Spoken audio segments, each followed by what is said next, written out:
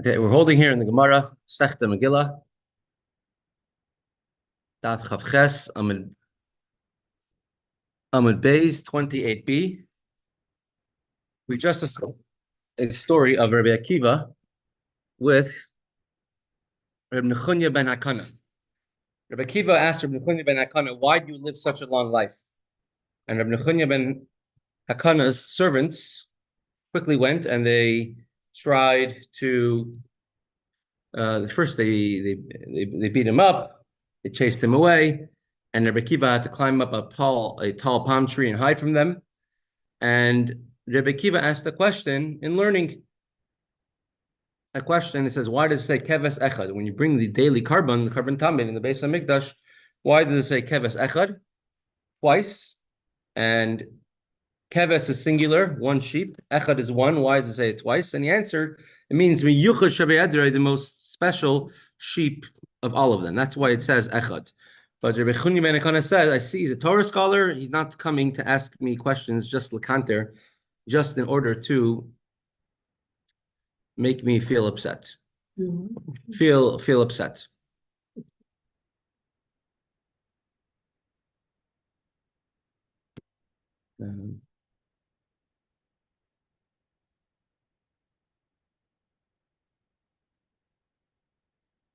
So there's an interesting Gemara, Mesechta Yevamos. Bring it up here on the screen. The Gemara has a dispute between Rebbe Akiva and the Amoraim and the Chachamim and the sages about what does it mean as mispar yamecha amalei. Hashem gives a brachas to the Jewish people in Parshas Mishpatim, if you'll keep the Torah, there will not be any woman who will miscarry or be barren. Es mispar yamecha amalei. I will fill up the number of your days. So what does that mean? There's a machlokes, a disagreement between Rabbi Akiva and the Chachamim. It says, Mispar Yamecha Amalei, further on the page. Tanoi here, it's an argument between Amoraim. Tanya, it's number of your days.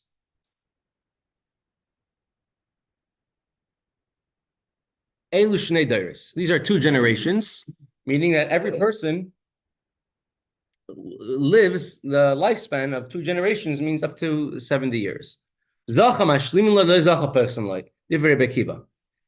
Says a person is given a certain amount of time to live. If they're meritorious, then they fill their days. If they're not meritorious, if they sin, then they're going to lose some of that time. That's what Rebbe Akiva says. And the sages say, no, everybody gets the days they're supposed to get. But if you have merit, Hashem will add on more days than the days that you already are allotted. I mean, Hashem will extend your life longer. And if you're not deserving, Hashem will remove the amount of the days.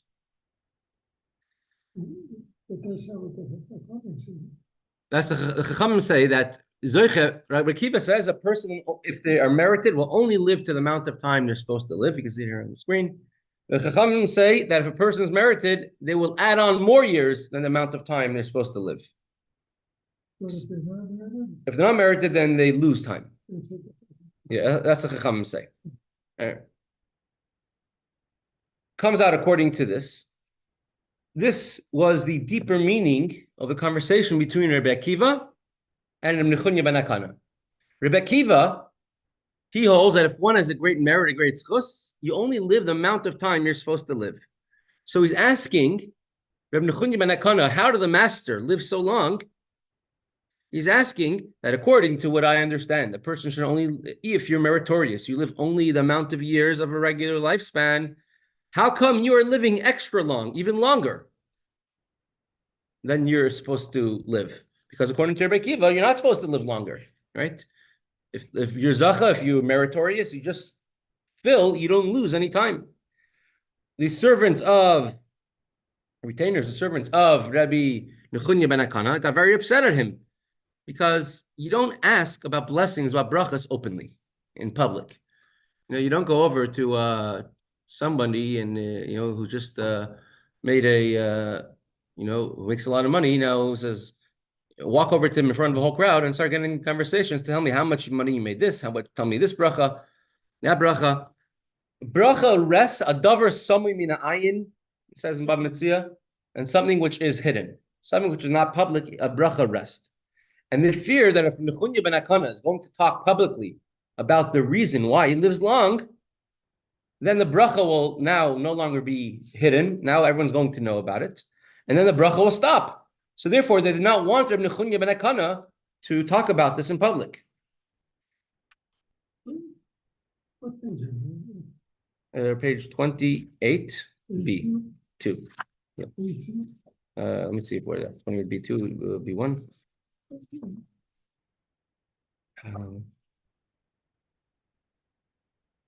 Yeah, 28b1.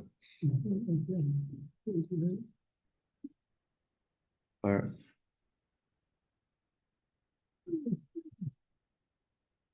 right, 28a. 3. I'm not used to the English so much. So Rebbe Kiva answered back by hinting to the lamb of the carbon tamid. He says, Keves echad. Keves echad is the carbon tamid, the daily sacrifice, one in the morning, one in the afternoon. He says, if somebody is consistent, if somebody does what they have to do, day in, day out, so then you don't have to worry about things being samoy mina ayin, things being hidden from the eye. Rebbe Kiva, and he says, if your person will be zacha, meritorious, what does it mean meritorious? Rebbe Kiva is saying, as long as you do your avodah, you do what you're supposed to do every single day, and you're consistent, then you're going to live your allotted lifespan. So Rebbe Kiva is now telling Rebbe Chunya ben Akana, I know why you lived your allotted lifespan, why your regular years you're supposed to live, because you were consistent with everything you did. My question is, what bracha, what merit did you have? Did you live more than your allotted lifespan? If according to Rebbe Kiva, that's not part of a regular bracha. It must be beyond zacha, beyond being meritorious. It has to be also, in addition to that, there has to be also a schus, an extra merit, an extra thing that he did. So then Rebbe Nechunya ben Akana answered him with several answers. And let's look at the Gemara inside of what Rebbe Nechunya ben Akana answered. And based on that, we will explain what Rebbe Nechunya ben Akana's answer to Rabbi Akiva was.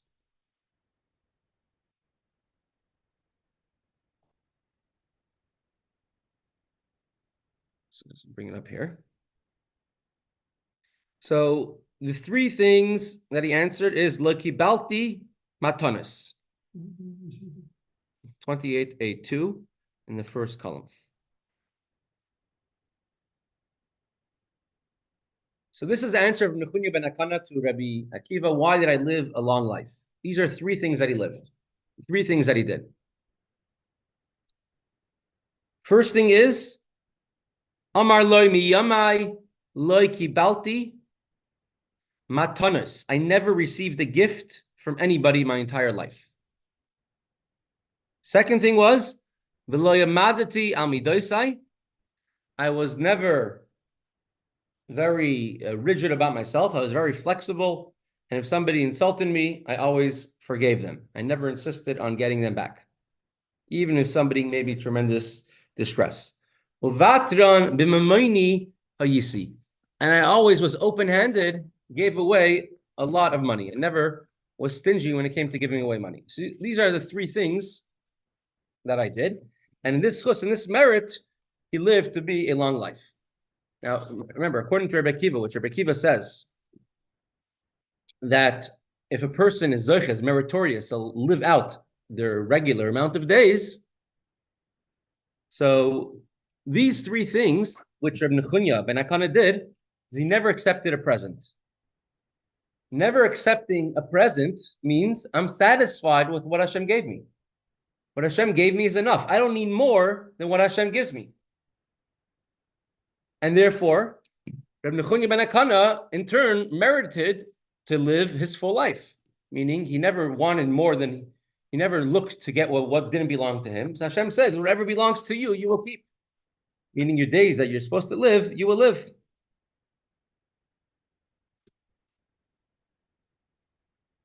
I never got upset at anybody. Again, that's idea of being satisfied with what you have. The other person insulted me, maybe I deserved it. He never got upset at anybody else. Who says I'm better than him? Third thing is, I always gave away a lot of money, whether it was tzedakah, whether it was, we learned before that when he would go by, he would always overpay a little bit. They shouldn't, God forbid, cheat the seller. So he would always overpay by a penny or two. And therefore, he also, in turn, by Hashem, was given a special gift, the matana. You always gave extra to others. Hashem says, I will give extra to you. He gave more than what they deserve to others. I will give more to you. And therefore, his life was lengthened. As the Gemara says, Gemara will now go through all three of these things. What does it mean? An example of not accepting a gift from someone else, not getting upset at someone else, and to be generous with your money. Says the Gemara, Loiki balti matanos, I never accepted a gift from anybody else. Yossi, shalom aleichem, thank you for joining.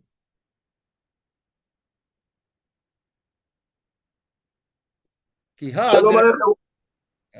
Yeah, Yossi, that you come and you join us, it makes it very, very special. Thank you very much, Rabbi. You could be outside now playing soccer, and you come here and you join us share Torah. The most important thing. Yeah. We could all learn from you and look up to you. I learned from you. You're the master. Yeah. You're my rabbi. Thank you. Thank you. It says, Loiki balti matanos. It says, I never accepted a gift from anybody. Ki had the Rabbi Eliezer, similar to Rabbi Elazar. Ki have a meshadr le matanos in Beinesiah. There was the Nasi, which was a Jewish leader at that time.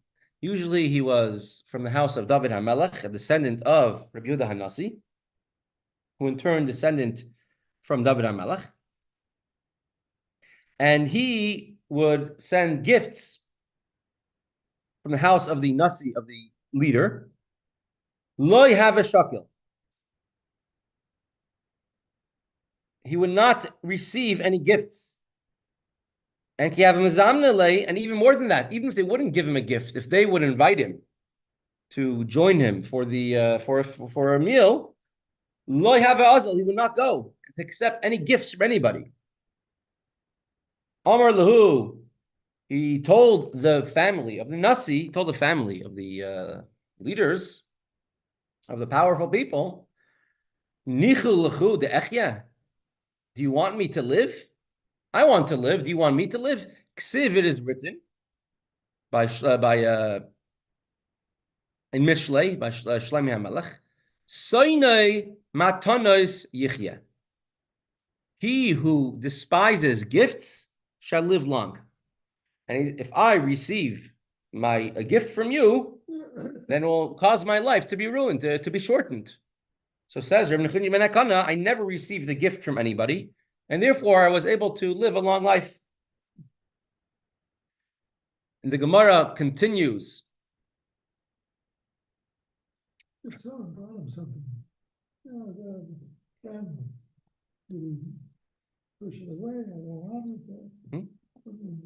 Means he would politely say no, thank you.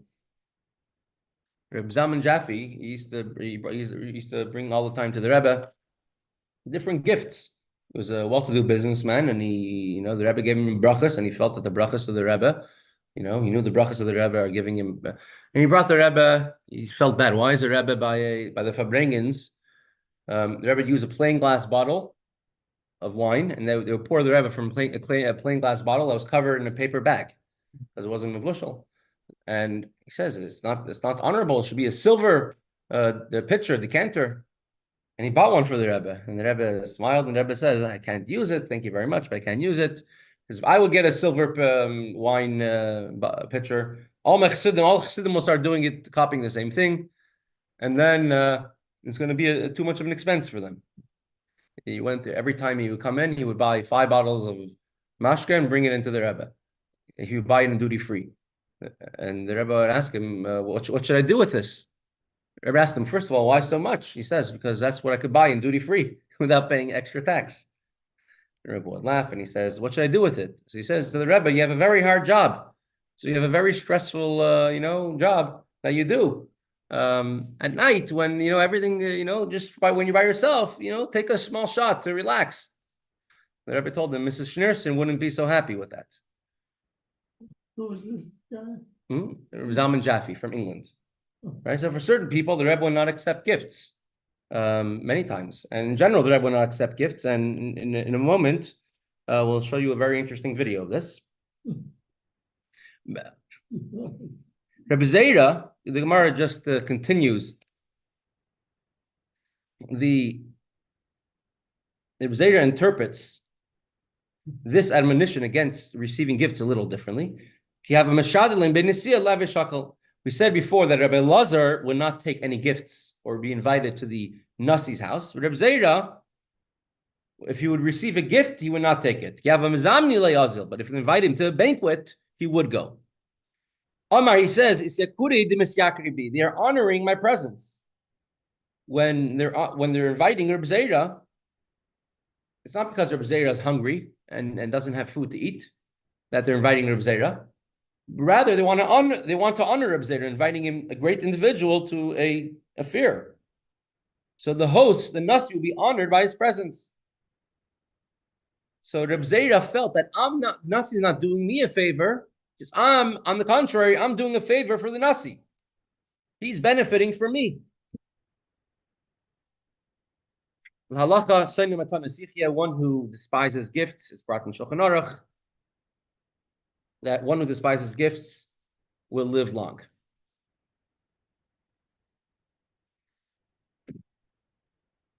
It's now accepting gifts, accepting tzedakah. The Rambam, and he brings this Gemara and other places, and he's very strict, and he says those who learn Torah, if they don't work and they only receive money from others, he calls it a chil Hashem, because you can't have any benefit from Torah. What's interesting is all the Achronim say differently than the Rambam, beginning with the Kesef Mishnah, Rabbi Yosef Cairo. Right, it was a Pirush on the Rambam. And he brings from many Maamar Chazal, many sources from the Chachamim, the sages. It says whoever supports those who learn Torah, it's as if they're bringing bikurim, first fruits, that they're bringing on Shavuos to the Beis HaMikdash. Now, if the Torah scholar is not allowed to accept gifts, so why would it be praiseworthy to support those who learn Torah? But rather, it must be it is a good thing to support those who learn Torah, and to make that those who learn Torah could learn calmly. So what does it mean? It says if a person is receiving gifts just because they're learning Torah in order to become rich, in order to become honored, so then they should not be accepting gifts. If they want to learn Torah because they want to learn the Torah of Hashem, then definitely they could. It's okay to receive funds and gifts, and people want to give. And all of the Chachamim, all the sages, from the Rishonim to the Achronim, and they all said the same exact thing. Whether for Eis Lasas Lashem Meferu Torasecha, it's time for us in order to keep the Torah. And if people will not be learning Torah because there's no support, Torah will be forgotten from the Jewish people. The only way Torah can exist is because you have Tomchei Torah, those who support Torah. Alter Rebbe Paskins and Shulchan Aruch and the Kuntres Achron, Hilchos Talmud Torah, he rules the same thing. And he says a person, if they're able to and have the capability to learn Torah day and night, they should learn Torah day and night. Especially in today's generations, Tashbetz writes that people do not have memories like they used to don't remember as well. Have to have so many more Sfarim. So for sure, if you have the desire to learn Torah day and night, just to learn for the sake of the Torah, not for the sake of prestige or anything else, then they should definitely do it. And Rav Moshe Feinstein was asked the question, should a kollel not accept money, gifts, tzedakah, donations, because you want to be altruistic and not depend on others. So he says this comes from the Shritas Rambam, from the Rambam's, but this is coming, he says, from the Yetzer Hara. The Yetzer Hara is trying to get a person to stop learning and trying to find ways of doing it. And this way, he's saying, no, don't stop learning. He says many things are different nowadays than they used to be. He calls it a dor yasan. He says, in the days of old, the men would learn Torah and sit and learn day and night, and the wives would work and support them, and they were willing to live a very non-wealthy, a very poor lifestyle in order to sit and learn Torah. So Torah is more precious than anything else. And nowadays, we don't have, many women are not willing to withstand so much hardships. And therefore, it's not a problem for a kollel to receive donations, gifts, giving gifts to those who learn Torah. He says, halavai, people should support those who learn Torah much more. Because at the end of the day, this is what Hashem has in the world. It's a midas chassidus. It's, of course, if one wants to go above and beyond, to not accept gifts at all, it's fine. Rather believe in Hashem, and Hashem will give you whatever you need. And also, receiving a gift is very, many people have a nature, most people have a nature that they want more money, they want to get more and more.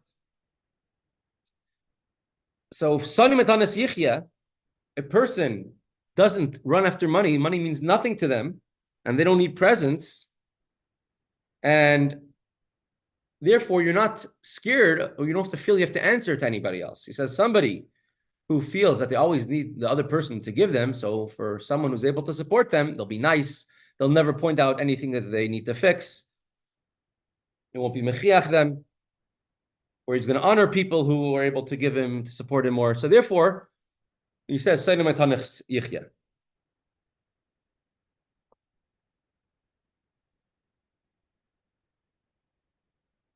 Magen Mishnah writes that a person should really make himself satisfied with whatever Hashem gives them. Don't try running and getting more money. Just be sameach bechalkai. It says, being jealous of others, wanting more, and trying to be honored is what makes a person, make a person pass away.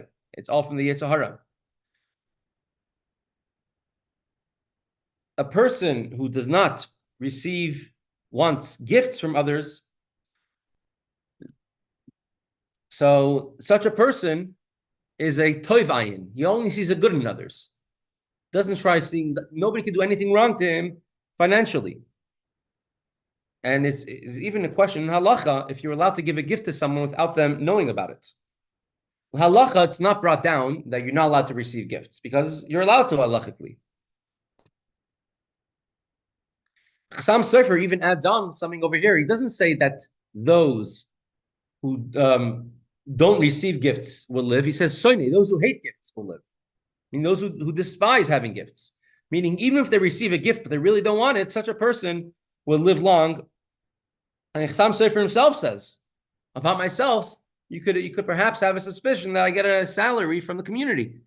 People give me, which is called gifts.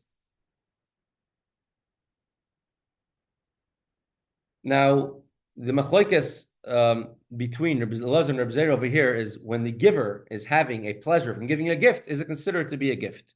Here, when the Nasi would invite Rebbe Zera to the table, and he would feel honored for inviting such a great Talmid Chacham, would that considered to be a gift or not? Rebbe Elazar was known in other places that he was very, very poor. And he thought to himself that if I'm invited over to the Nasi's house, it's not going to be anything special for the Nasi, because I'm a poor man, even though I'm a Torah scholar. I'll just point out several interesting anecdotes over here. Like I said before, the Rebbe generally would not accept gifts. As a matter of fact, after Gimel Tammuz, gifts which were given or sent into the Rebbe, the vast majority of them were all returned to the sender after Gimel Tammuz. Vast majority. Yeah, many people sent presents and gifts, or it was given back to them. You say after Gimel Tammuz, correct. But who would receive them after Gimel Tammuz? Even the person who gave them, if they were still around. What? Meaning, if it was sent and was given into the Rebbe's library, meaning the Rebbe didn't receive it personally. But it's very interesting. There are times that the Rebbe would accept gifts. And you know what type of gift it was? It was a gift that came with a whole heart, with a came from a place of sincerity. Such a gift the Rebbe would accept. The famous thing of there was a yeshiva boy. He he didn't grow up from. He became a Baal Shuvah. He was just came to yeshiva Torah the first time, and I guess he didn't know the protocol, which was a good thing. And he decided that he wants to give a shliach manos to the Rebbe. So he didn't know what to do, how it works. So you do it, you don't do it. So he went to a store. He didn't have much money. He's in yeshiva Torah. He bought one hamantash, and he bought an orange, put it into a brown lunch bag, and he went to the Rebbe's house and dropped it off. And it was particularly this one later on that the Rebbe had on his table. There were other people who sent shalach manos, and people used to send fancy things. The Rebbe would send all that shalach manos to the Bachram. And he said, this came from a place of sincerity. As if you see here on the screen. You see, he kept it on the table? He kept it on the table, yes. And the Rebbe, I think, even wrote back to that Bachar. I don't remember the exact details, but we see here on the screen, this is a Rebbe on Purim. You see the different Megillahs that the Rebbe had and the different cases that the Rebbe had. There's a Megillah that the Rebbe had written by the Rebbe Marash, and it was kept in a black cardboard case. If you go to the Rebbe's library today, you could see it. It's in a showcase. There's another Megillah used by the Rebbe until the year Tafshin Chavtes, 1969. And if you see, if you look at that, all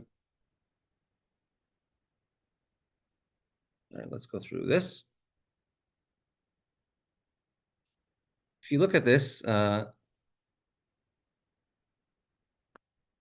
also in a here. Go down a little bit. If you look at it over here, it's also, you see the Rebbe's Megillah. The Rebbe will walk in a black paper, about a black cardboard case. In the year 1969, there's a chassid in Karnitz. His name was Rebbe Getzel Rabashkin. Getzel Rabashkin from Nebel. He was a very, very sincere chassid. He's a grandfather of all the Rabashkins that we know of today. And he was, you could say, more of a simple person. He wasn't, you could say, the greatest Torah scholar, but much more of a Mekusher connected to the Rebbe. And I had a tremendous love for the Rebbe, gave tremendous tzedakah and everything he did. And for himself, he wanted to buy a Megillah. And he went to the Sofer, his name is Rishaya Matlin. He's a Sofer who wrote mezuzahs in the Rebbe's house. You wrote your tefillin also? Oh, wow. Let me know what you're doing with your tefillin if you ever want to get rid of them. No? Yishver gave you your tefillin. Wow, it's very special. I Rebbe Matlin tefillin. I have it as well. Yeah? Yeah, certain words. It cost $150 in 1973, and the person who took me to the sofa said, "Are you sure you want to spend that kind of money?" So, Wow. The dragon, you want the word to be chesed, tilts the tag of this. To the right. Interesting. And so Rabbi Matlin, that's Rabbi Getzel Rabashkin goes over to Rabbi Matlin, wants to buy a Megillah, and he says, "Write for me the beautiful Megillah, the best Megillah you had." And Rabbi Matlin also, he would check the Rebbe's Megillah, tefillin, he would check these. And so Rabbi Matlin wrote him a Megillah. When he went to buy it, he says, "This Megillah is really, really beautiful." And he says, "Even the Rebbe doesn't have such a nice Megillah." That's what Rabbi Matlin told him. He says, "If that's the case, I'm buying this Megillah right now. Full price. Tell me a price." Paid full price, and he got a silver case, and he gave it to the Rebbe. This the Rebbe used. This the Rebbe accepted, because it came from a place of sincerity. Right. So later on, from that year onwards, the Rebbe started using Rabbi Matlin's Megillah. They got from Rebbe Getzel Rav Ashkin with the silver case that Rebbe Getzel Rav Ashkin gave him as well. So such a type of gift, that type of gift, the Rebbe would accept. So here is a very interesting. Again, he's to give. He's to get. So this is when a new car was brought to the Rebbe. It was Purim Katan in the year Tashriv. Shalach Manas. Purim Katan in the year 1986. I mean, the Rebbe's cars were, you could say, all generally they were older cars. The Rebbe, it's interesting, there's someone, he lives down in Eretz Yisrael. I'm not sure if he's still living. He's from Philadelphia originally. He's a successful businessman. He became Baal Tshuva through Rebbe Vremel Shem Tov. And one of his businesses that he had was a car dealership. So he always would send to the Rebbe, if he could, a car. And once or twice, the Rebbe accepted a car from him. One time for the Rebbetzin didn't have a car. And but listen, the Rebbe's car, when he say was older, etc. And so they wanted to get a new car for the Rebbe. In addition, the Rebbe had a problem with his foot. So they invested a tremendous amount of money. Chassidim did this. They would know if they would ask the Rebbe would tell them not to do it. So they went ahead and did it. And with the hope when they give it to the Rebbe will start using it. I think it's a type of car custom made that you don't have to bend down when you go in. When you open the door, part of the roof is connected to the door, so you don't have to bend down and put yourself in. You just sit down. So because the Rebbe had a problem with his foot, and so they brought this as a gift to the Rebbe, and the way they would do it is that they would just bring it to when the Rebbe was going to the oil, they would just bring the car instead of the Rebbe's old car, bring the Rebbe's new car, and the Rebbe was none too pleased. And you'll see in this video over here. I'll bring up on the screen. Hopefully you'll be able to see him. 1986.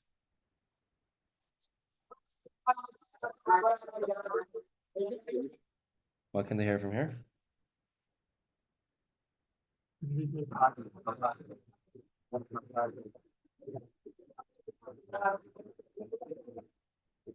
The computer is better with video.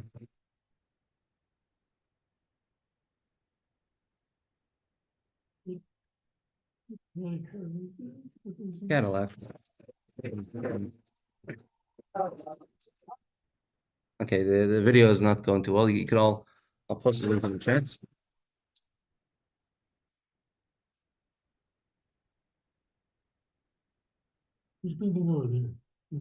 Good.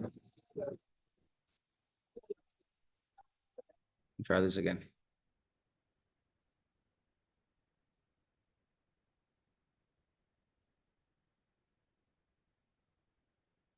But at any rate, when they brought the new car into the Rebbe asked, "Where's the old car?" Like the Rebbe didn't look too pleased. That's it. This is before the Rebbe gets in. Sending away the old car, they want to bring the new one in. Whoever it was very excited. Taking this video was very excited.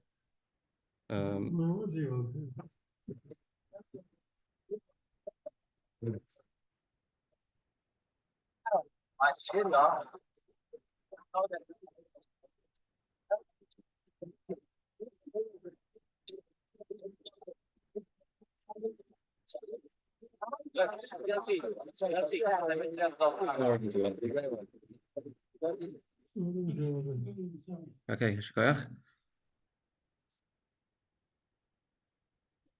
It's not working. Okay. At any rate, yeah. Mr. Jim.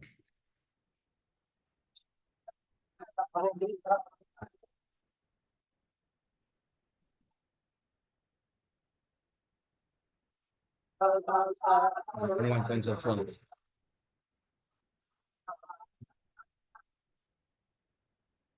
At any rate, so,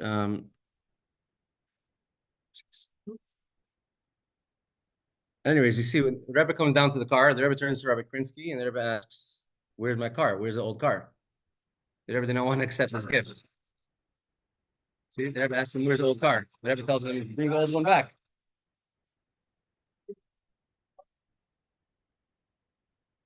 The Rebbe just said was just the words of our Gemara. You heard that. So in my tana sichya. I don't know if you could hear that.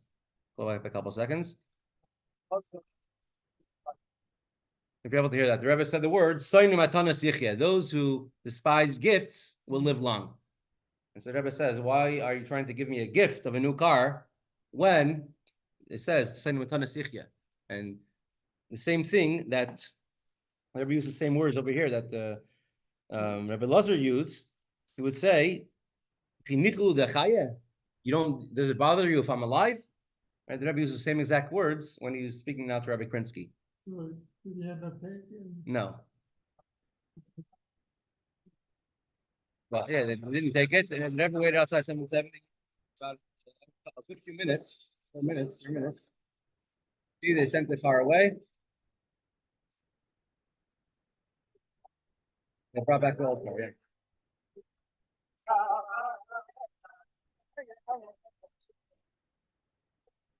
In 1986.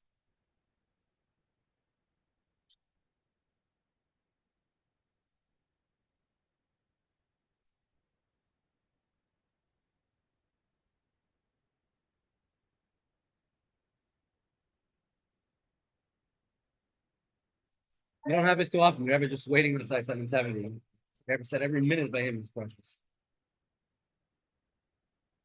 Thank you.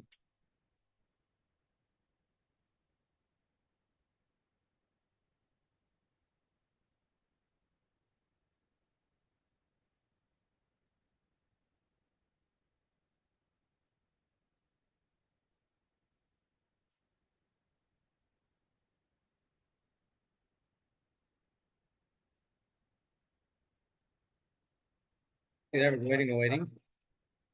And eventually, they bring back the Rebbe's old car, and that's when the Rebbe continued to use. The Rebbe used exact words of our Gemara. Does you mind if I stay alive? They brought back the old car of the Rebbe. Then the Rebbe went to the oil afterwards. Right? So that's the person whoever taking this video on Access was very excited about the new car of the Rebbe. He's taking videos of it. Yes, well modern for back then. Later on, after the Rebbetzin Chaimushka passed away, the Rebbe said he'd take that car and give it to one of the aides, the people who assisted Rebbetzin Chaimushka. For her, will be a schus that someone who assisted her could use his car. So the Rebbe said give it as a present to somebody else. Yeah, so that's a general idea of not taking gifts. The Rebbe later on, about 2 months later, explained the rationale behind this a little. Not the why he didn't take the new car, but the Rebbe why you shouldn't take a gift. He says there's something we're familiar with a concept called eskafia. Eskafia means one has to control themselves, impulse control. Meaning someone wants to do something and you hold yourself back. You want to sleep in and you force yourself to get up. You want to eat that delicious food and you don't do it. You want to just relax on the couch and throw off and watch the news, and instead you force yourself to open the sefer and learn. It's called eskafia. You want to just relax and go ahead and do a favor for somebody else. It means forcing yourself. Eskafia is has a very prominent role in Avodas Hashem, in service of Hashem. So the Rebbe says 2 months later, the Rebbe spoke about the idea of eskafia, and then the Rebbe says, for example, people wanted to give a present of a new car, and at times, and if I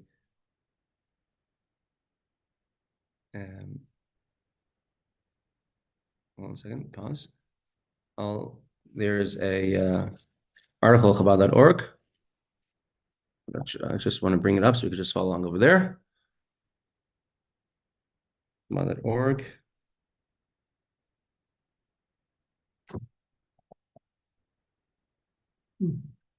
Here it is.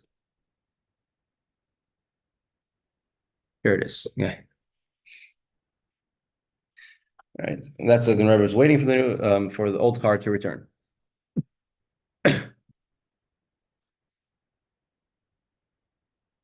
So the Rebbe said that it wasn't a skafia. I wasn't trying to control my impulse, control what I desire by not taking a new car. Meaning I wanted a new car and I controlled myself and didn't take it. It wasn't a skafia, the Rebbe says. The Rebbe says that I'd never even have a desire for something new, and the old one is perfectly fine.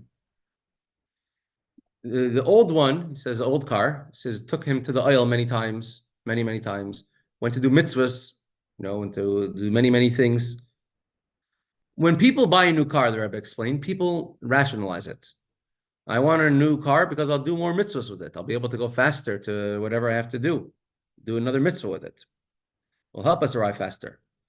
So don't use Hashem as your excuse to justify your personal desires. Not purchasing a new car says will constitute a skafia. And then the Rebbe alluded to what happened. Some people were saying they wanted to buy the Rebbe a new car because the old seats are rubbed out, because it's time for an upgrade. It should look nicer. But the Rebbe says old car, new car for me makes absolutely no difference. If the old car was the agent of Hashem to do many mitzvahs and to do many good things, it should continue to do so in the future. For example, the Rebbe gave, if somebody likes potatoes and they like red potatoes, when they bring in white potatoes and you don't eat it, you're not doing a skafia. Meaning if you're bringing something you don't like, right, it's not considered to be a skafia if you don't like it to begin with. It's only when you like something and then you control yourself and not do it. That's called a skafia.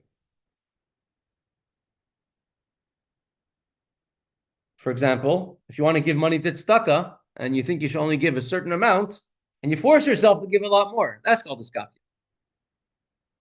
So why did the Rebbe refuse the new car? So we saw right in the beginning, the Rebbe said, "Soini matanas yichya." Right? Those who despise gifts will live long.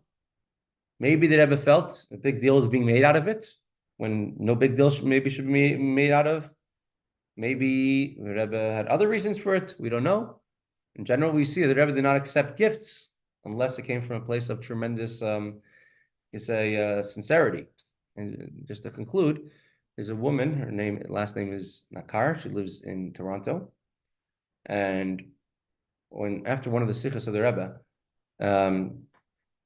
where the Rebbe said how the woman donated the mirrors to the Beis HaMikdash, and the woman were the ones who will bring Mashiach. She took all of her jewelry she had at home. She put it into a box and she sent it right away to the mosquitoes, to the Rebbe. And she says, I want to give this to the Rebbe because this, the Rebbe just spoke about how the woman gave everything to the Beis HaMikdash in order for it to into the Mishkan, and she wants it to be used for Mashiach to come. And the Rebbe never gave it back. The Rebbe accepted it. And the box is still there. If you go in the Rebbe's room today, you'll see it's on a shelf. It means behind the glass, because they put glass, and we should take things from the shelves there. But the box is still there. You can see it on the shelf. Meaning, for when it came from a place of tamimos, of sincerity, then you can say it was a matana. And maybe at that point, it goes away from the status of matana, of a gift, and it goes into the status of something unique, something special. Anyways, that's what I have to share today. Tomorrow, Mitzvah Hashem,